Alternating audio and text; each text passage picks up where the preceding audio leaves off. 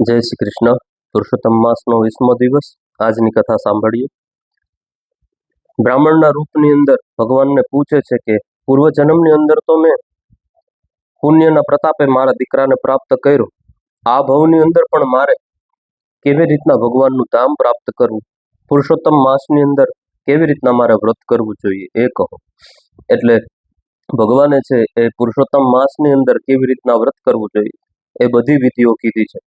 સવારની અંદર ઉઠી અને જંગલની અંદર જઈ અને પોતાનું નિત્ય કર્મ પરવાડી ગંગાદી તીર્થમાં અથવા તો ગામની અંદર જે કોઈ નદી હોય એમની અંદર સ્નાન કરી અને પછી ત્યાં જ ભગવાનનું સ્મરણ કરતા કરતા પોતાની પૂજા અર્ચા કરવી, એવું આ અધ્યાયની અંદર કીધું છે.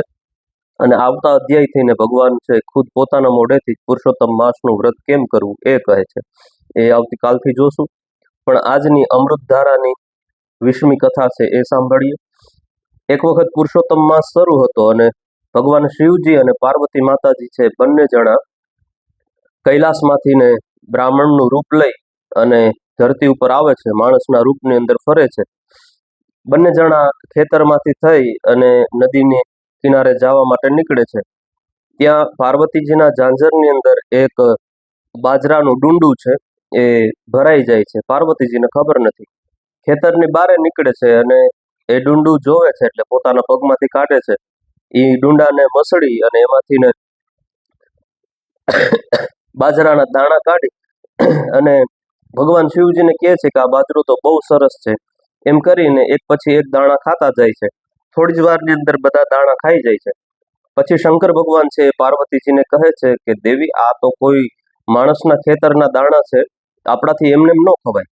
તમે અપરાધ કર્યો છે, તમે ખેતરના માલિકને પૂછ્યું નથી. એ 365 દાણા તમે ખાઈ ગયા છો. તમારે 365 દિવસ સુધી એ બ્રાહ્મણને ત્યાં રહી અને સેવા ચાકરી કરવી પડશે.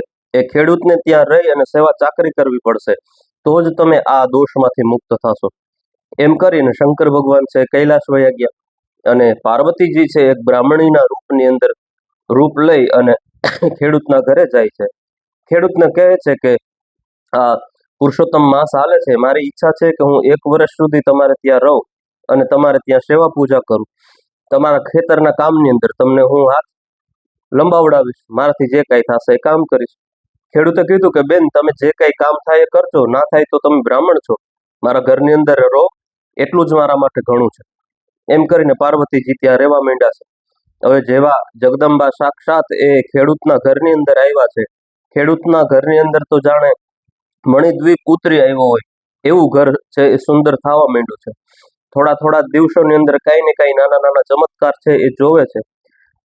ખેડૂત મનથી વિચારે છે કે જ્યારથી ને આ સ્ત્રીના રૂપની અંદર કોઈ આવ્યું છે અને ત્યારે ખેડૂત એમને પૂછે છે કે બેન, તમારું નામ શું છે? ત્યારે માતાજી કહે છે કે મારું નામ ઉમા છે. અને ઉમા નામ કઈ અને માતાજી છે ત્યારે ત્યાં એમના ઘરમાં રહે છે. ખેડૂત પણ મનમાં વિચારે છે કે આ ઉમાબેન જ્યારથી ઘરમાં આવી છે ને ત્યારથી આ બધું જ ઘર છે મારું પવિત્ર થઈ ગયું છે. ગામમાં પણ બધા માણસો છે એ સુખી સંપન્ન થવા માંડ્યા, કારણ કે સાક્ષાત જગદંબા જ્યાં હોય ત્યાં પછી શું ઘટે, બધા છે સુખી થવા માંડ્યા. થોડો ટાઈમ જાય છે. એક વખત બધાને વિચાર આવે છે કે આ પુરુષોત્તમ માસ હાલે છે તો ચાલો ને જાત્રા કરવા જાય. એટલે જાત્રા કરવા માટે થઈને નીકળે છે. કાશી વિશ્વનાથજીના દર્શન કરવા ગયા. જવા માટે જ્યારે નીકળ્યા ત્યારે ઉમાબેને છે એ માતાજીના રૂપમાં જે હતા એમણે એક વસ્ત્ર આપ્યું અને ખેડૂતને કીધું કે તમે આ ગંગાજીને આપજો, એ સાક્ષાત હાથ લંબાવી અને મારું વસ્ત્ર લઈ લેશે. ખેડૂતને તો ભરોસો હતો એટલે એમણે તો લઈ લીધું. કાશી વિશ્વનાથ પહોંચ્યા, ભગવાન ભોળાનાથના દર્શન કર્યા. મણિકર્ણિકા ઘાટની ઉપર જઈ અને ગંગાજીને નમસ્કાર કરે છે. ગંગાજીને ત્યાં જેટલા પણ સાધુ સંતો બેઠા હતા એ બધાને દાન પુણ્ય કરે છે. પણ ઓલું વસ્ત્ર યાદ નથી આવતું અને ગંગાજી સ્નાન કરી લીધું. 1 અઠવાડિયું સુધી ત્યાં જાત્રા કરી અને એ પછી પાછા પોતાના ગામ જવા માટે થઈને નીકળી ગયા. અડધે રસ્તે પહોંચ્યા ત્યારે ખેડૂતને યાદ આવ્યું કે ઉમાબેને જે વસ્ત્ર આપ્યું હતું ગંગાજીને અર્પણ કરવાનું, એ વસ્ત્ર તો આપણા ભેગું જ છે હજી, એ તો આપણે ગંગાજીને અર્પણ કરી નથી શક્યા. એટલે જેમણે સંઘ ઉપાડ્યો હતો એ મુખિયાને કીધું કે ભાઈ, આવી રીતનું બન્યું છે, હવે તમે અમારી સાથે આવો, આપણે આ વસ્ત્ર પાછું ગંગાજીને અર્પણ કરવા જવું છે. એટલે મુખિયો જે હતો એમણે કીધું કે ભાઈ આટલા દિવસો સુધી હવે આ બધા તો નહીં રોકાય, તમને એવી ઈચ્છા હોય તો તમે 2 જણા જાઓ, અમે તો ગામ બાજુ જવા માટે થઈને નીકળીએ છીએ. બંને જણા તો ગામ બાજુ નારાયણ બંને જણા છે એ જવા માટે થઈને મણિકર્ણિકા ઘાટ બાજુ પાછા નીકળી જાય છે. અને આ બાજુ એવી લીલા થાય કે ઓલા જે બીજા ખેડૂતો હતા એ ઓલા બળદને ઉપાડવાની કોશિશ કરે છે, ઊભા કરવાની કોશિશ કરે છે. બળદ ઊભા જ નથી થતા. કેટલી પ્રયાસ કર્યા પણ બળદ ઊભા ન થયા. એટલે બધાએ વિચાર્યું કે જ્યાં સુધી બળદ પાછા સાજા ન થાય ત્યાં સુધી આપણે બધાએ અહીંયા જ રહેવું પડશે, અને જ્યારે બળદ સાજા થઈ જાય એ પછી આપણે આપણા ગામ બાજુ જાશું. આ બાજુ બંને જણા છે એ ગંગાજીએ પહોંચી ગયા. ગંગાજીની અંદર કેળશામાં પાણીમાં ઉતરી અને ગંગાજીને પ્રાર્થના કરે છે કે ઉમાબેને આ ભાવથી માં ગંગા તમારા માટે વસ્ત્ર આપ્યું છે, તમે પ્રેમથી સ્વીકાર કરો. એ જ સમયે ગંગાજીમાંથી ને 2 રૂપાળા હાથ છે એ બહાર આવે છે, અને વસ્ત્ર પણ જાણે એ હાથ બાજુ જ તરત દોડીને ગયું, અને એ વસ્ત્ર સીધે સીધું એ બંને હાથમાં વીંટળાઈ ગયું, અને બંને હાથ દ્વારા એ ગંગાજીની અંદર ઉતરી ગયું. એટલે આ ચમત્કાર જોઈને ખેડૂત પણ ખૂબ રાજી થયા, અને પાછા છે એ મણિકર્ણિકા ઘાટથી બહાર નીકળી અને પોતાના ગામ બાજુ જવા તૈયાર થયા. ત્યાં જ રસ્તામાં ઓલો શંખ બેઠો તો એ મળ્યો. એટલે વિચાર્યું કે આ બધા હજી અહીંયા જ છે. જઈને પૂછ્યું એટલે કીધું કે તમે જ્યારથી ગયા છો ત્યારથી બળદ માંદા પડી ગયા છે. તમે જેવા સામેથી દેખાણા એવા જ આ બળદ છે રણકાર કરીને ઊભા થઈ ગયા છે. લાગે છે કે આ ચમત્કાર આપણા ગામની અંદર જે ઉમાબેન આવી છે, બધા ગામમાં છે ઉમા માંથી ઓળખતા હતા.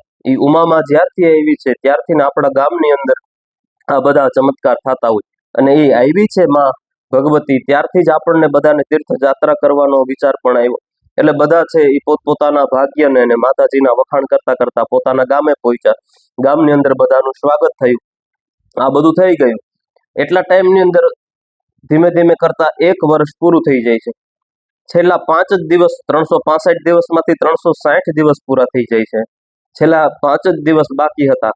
એમાં જે અંતિમ દિવસ હતો તે દિવસે પાર્વતી માતાજીએ છે એ કીધું ખેડૂતના પત્નીને કે આજે છે એ રોટલા લઈને હું જ ખેતરે જઈશ. ખૂબ જીદ કરી એટલે એમને રોટલાનું ભાથું ભરી અને ખેડૂતને પહોંચાડવા માટે થઈને આપી દીધું છે. જાય છે પણ રસ્તામાં જ પાર્વતીજી છે એમનો છેલ્લો દિવસ હતો એટલે એ અંતર ધ્યાન થઈ અને પાછા કૈલાસની અંદર વયા ગયા.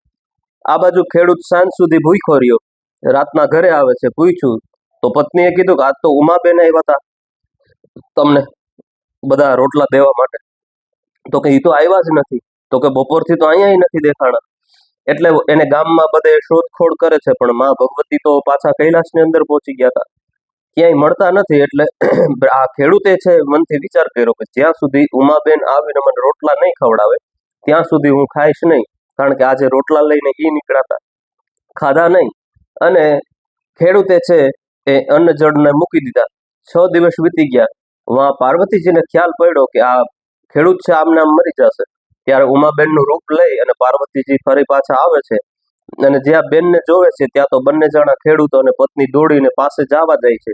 ત્યાં જ સાક્ષાત પરાંબા જગદંબાના રૂપની અંદર માં ઉમા છે એ પ્રગટ થઈ ગયા અને કીધું છે કે તમે પુરુષોત્તમ માસની અંદર જે વ્રત કર્યું છે એ વ્રતના પ્રતાપે હું તમારે ત્યાં 1 વર્ષ સુધી રહી છું, અને પુરુષોત્તમ માસના વ્રતના પ્રતાપથી જ તમારા ભાગ્ય છે એ ઉઘડી ગયા છે, અને હું તમારે ત્યાં 1 વર્ષ માટે રોકાણી છું.